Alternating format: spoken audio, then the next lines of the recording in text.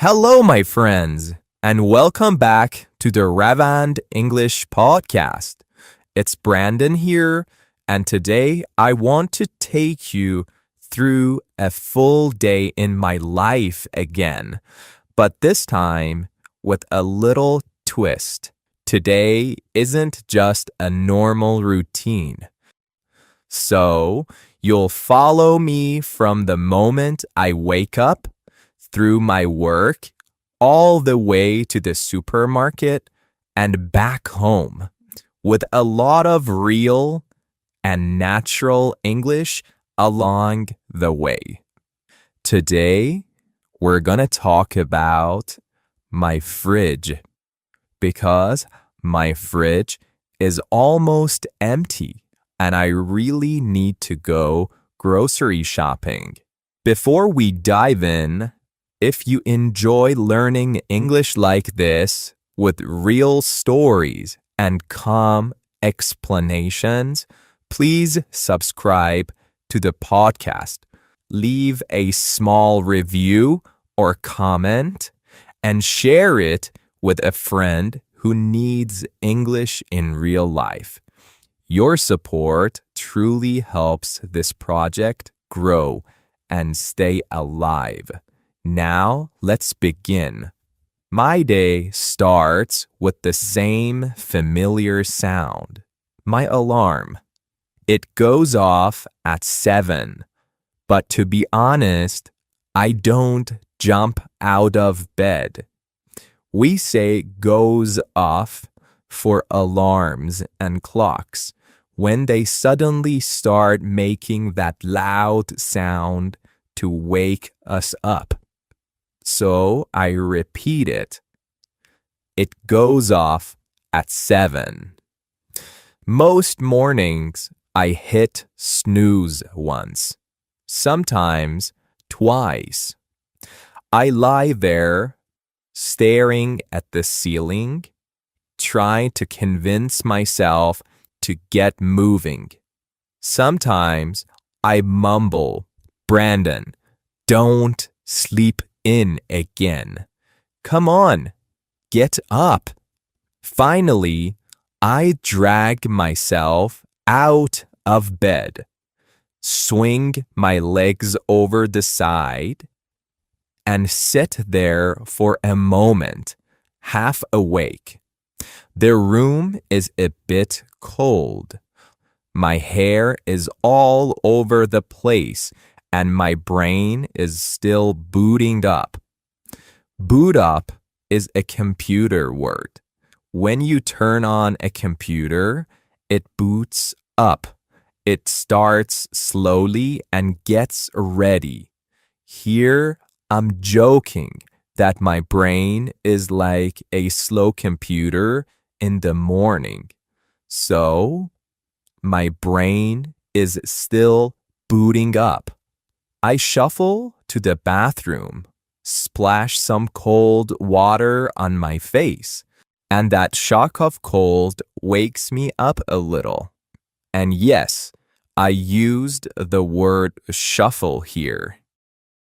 I said, I shuffle to the bathroom.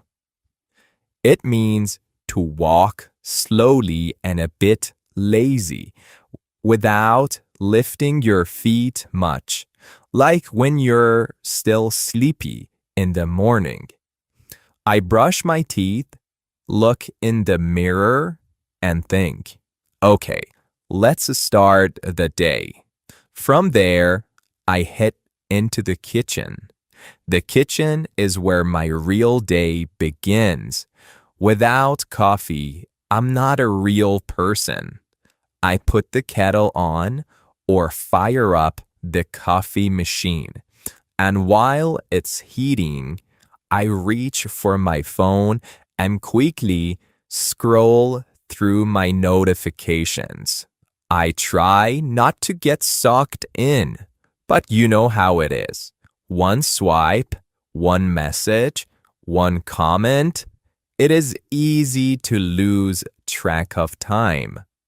So I often tell myself, all right, don't get carried away. Just check the essentials. Don't get carried away. While the coffee is brewing, I open the fridge to see what I can make for breakfast. Brewing means the coffee is being made. The hot water is going through the coffee and it's slowly getting ready to drink. I stand there for a second and realize, wow, it's almost empty. There's a lonely piece of cheese, half a tomato, and some yogurt that looks a bit suspicious. I check the date and gently put it back. I'm running low on almost everything. Bread, fruit, vegetables, even basics like eggs. I'm running low on everything. Okay, I have to fit in a grocery run today. No more delaying. The coffee finishes. I pour it into my favorite mug, take a slow sip, and feel my brain switch on. I sit at the table with my coffee and open my notebook. Notice that I used at. I sit at the table. I repeat it. I sit at the table with my coffee and open my notebook. Before I start working, I map out the day. I map out the day. I ask myself, what do I need to get done today? What can I push to tomorrow if I don't have time? I jot down a short to-do list for the day. Finish some work on my laptop, answer a few emails, clean the kitchen a little, and go grocery shopping to buy real food. I don't like big, complicated lists. I just want a few clear things I can check off one by one. Then I open my laptop and get to work. Usually, I start with simple things. I open my email and try to catch up on messages. Catch up on messages. I answer some emails right away and leave the longer ones for later. I delete the emails I don't need, so my inbox stays clean. After that, I move to my main work for the morning.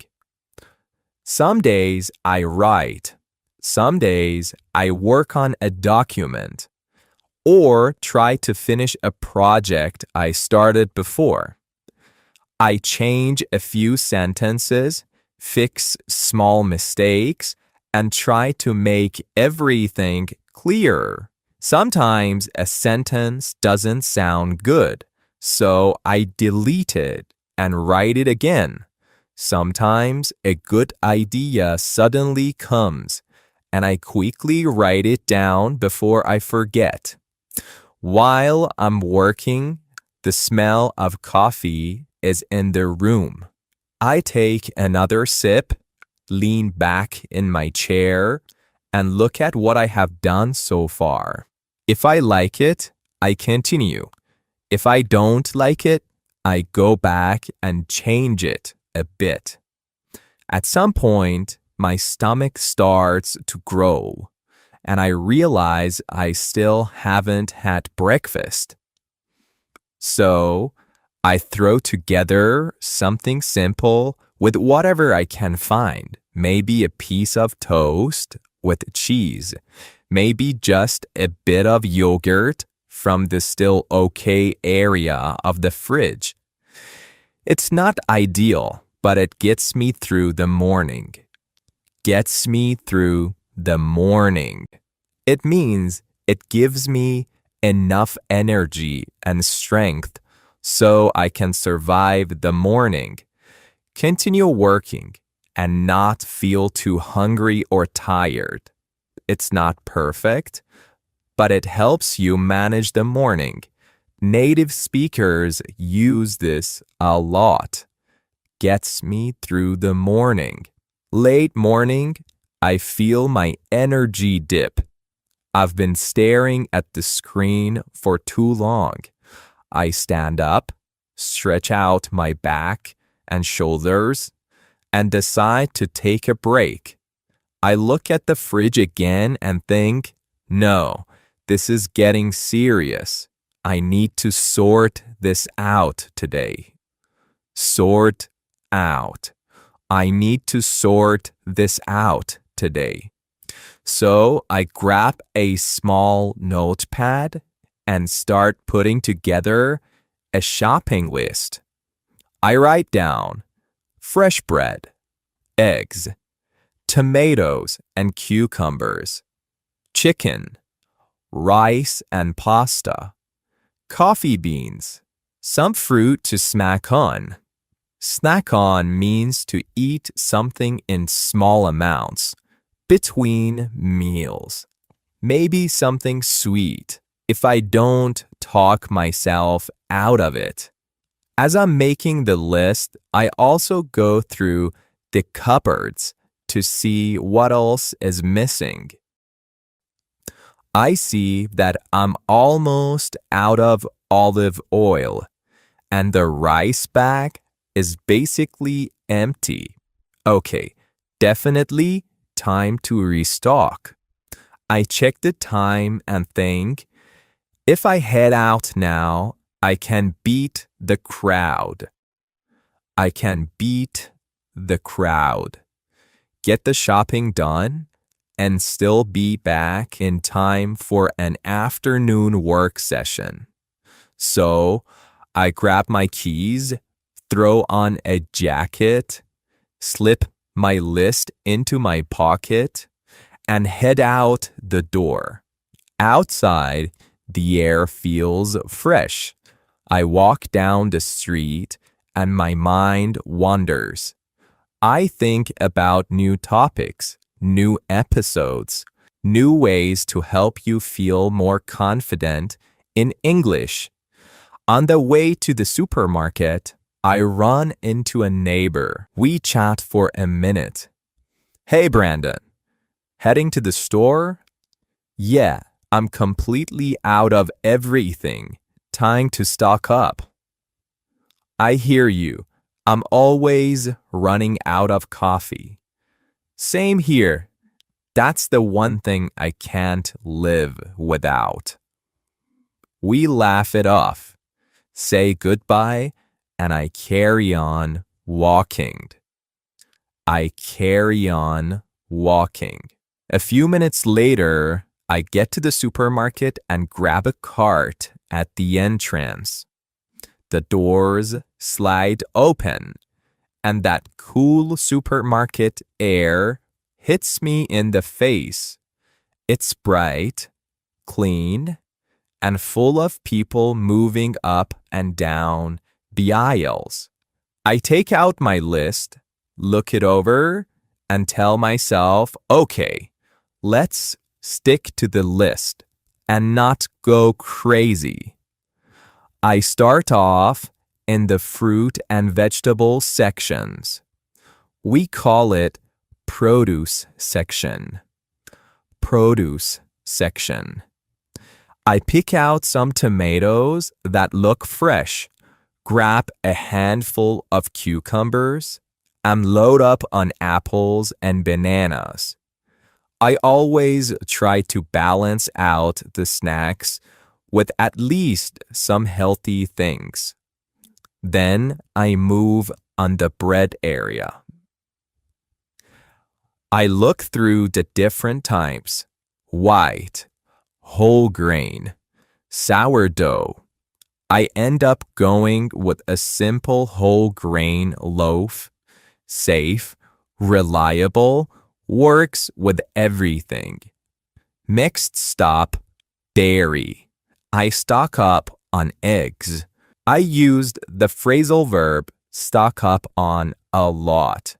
This means buy a lot of something so you have enough for many days or a long time, not just for today. So when I say I stock up on eggs, it means I buy a lot of eggs. I keep an eye on prices and try not to overspend. Overspend. I reach for rice, pasta, a bit of chicken, and some frozen vegetables for busy days when I don't feel like cooking. Of course, at some point, I catch myself staring at the chocolate section. I stand there for a moment, completely tempted. I go back and forth in my head. Should I?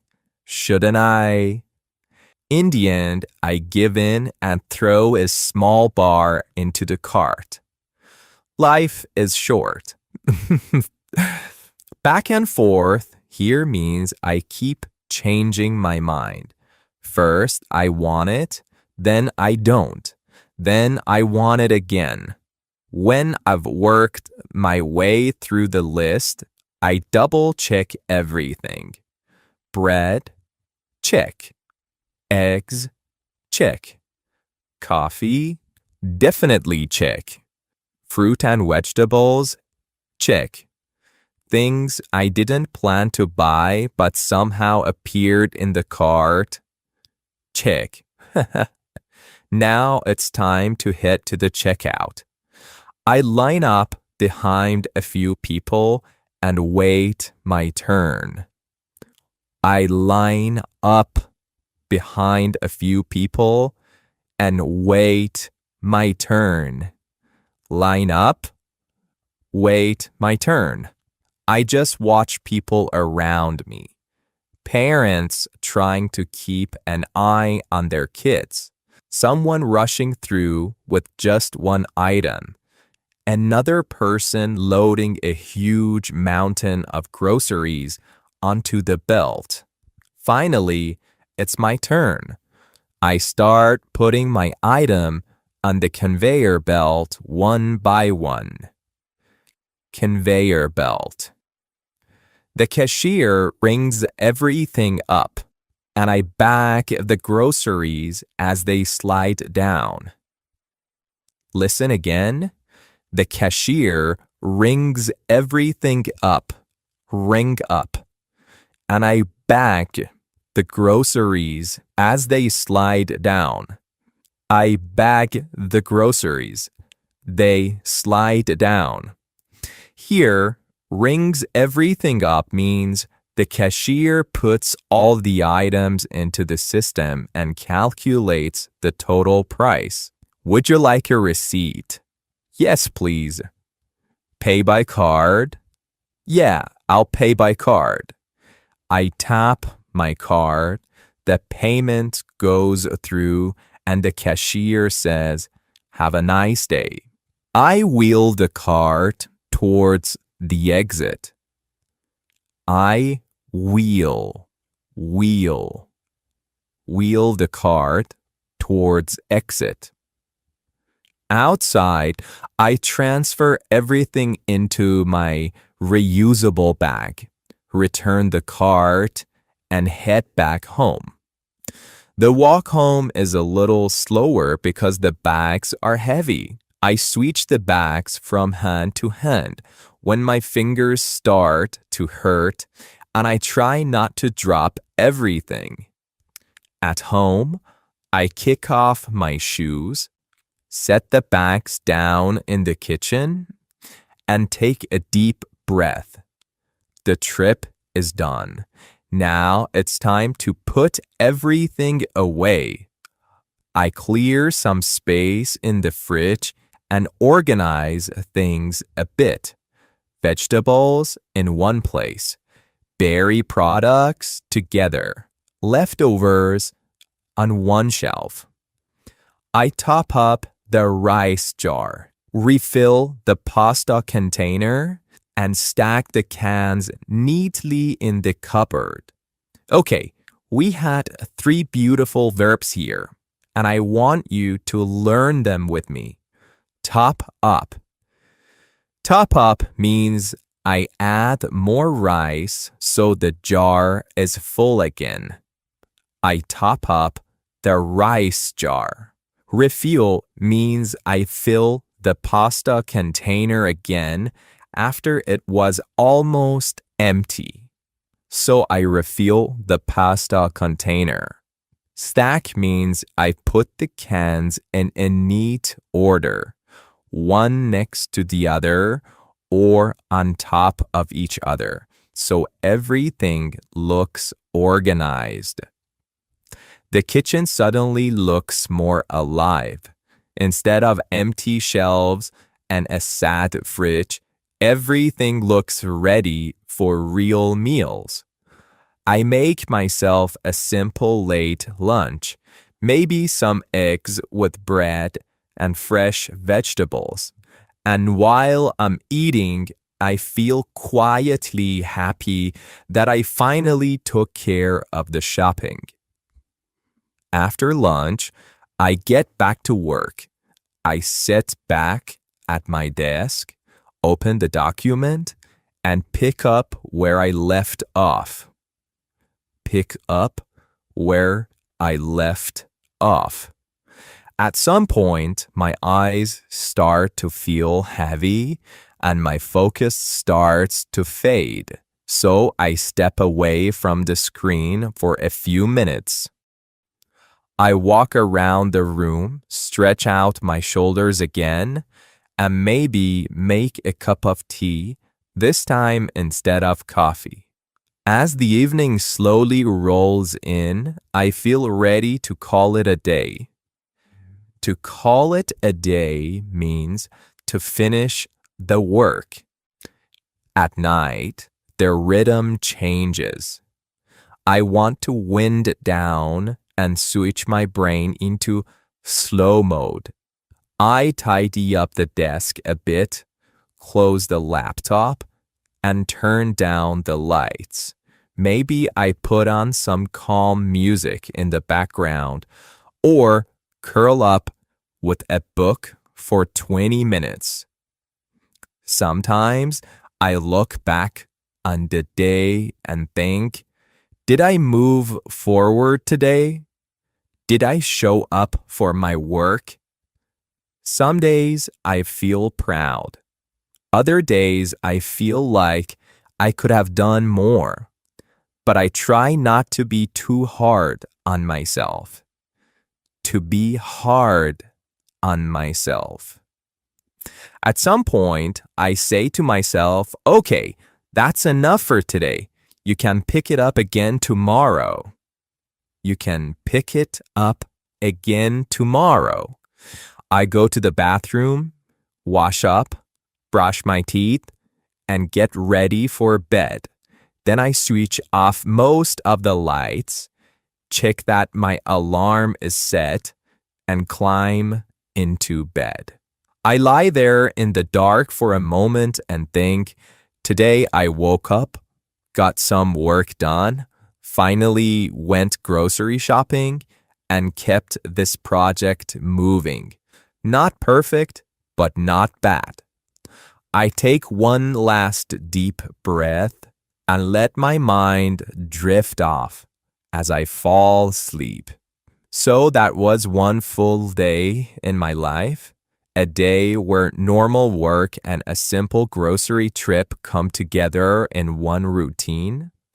You heard a lot of natural English along the way with slightly more advanced verbs and phrasal verbs, all inside one story. You don't need to remember every single thing. Just notice the rhythm, the feeling, the way the language moves. And if you like, you can listen again and shadow me. Speak together with me, line by line. And if this episode helped you, please subscribe to the Ravand English Podcast. leave a small comment or review, and share it with someone who is also learning. You are not just listening, you are part of this project.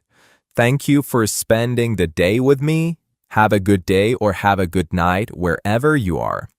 Talk to you in the next episode.